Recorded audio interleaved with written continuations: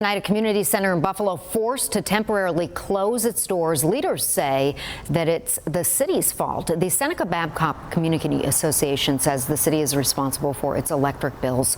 National Grid shutting off the center's power today, we're told, because of $1,400 of past due bills. 7 News reporter Krista Moran speaking with the association president and the city about this issue to see if and when it will get resolved. Brian Polarski, the Seneca-Babcock Community Association president, says this notice from National Grid was recently found on the front doors of the community center. I couldn't believe it. Yeah, when I got that phone call and said, Brian, there's a disconnect notice, I go, you got to be kidding me. The notice shows that the city of Buffalo is about $1,400 behind on utility bills for the center. Polarski says the city agreed to pay them back for their old electric bills and new bills moving forward, but neither of that has happened. There was no communication in regard to that. I kept following up with the city saying, hey, we're owed $103,000. And a couple of weeks ago, I received a check for $12,000.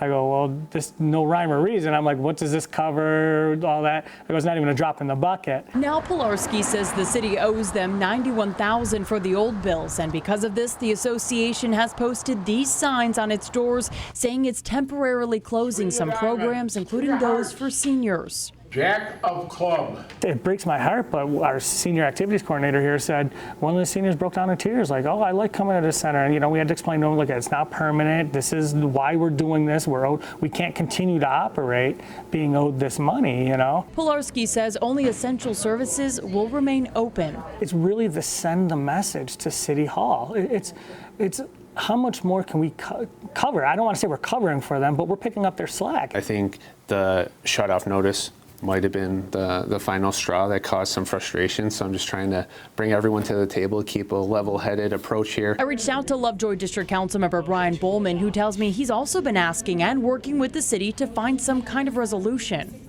I would just like an answer moving forward. I did reach out to the city about this. I was told the center's power won't be shut off and that the city is in the process of sending the overdue bills to National Grid. The original was sent to the wrong location.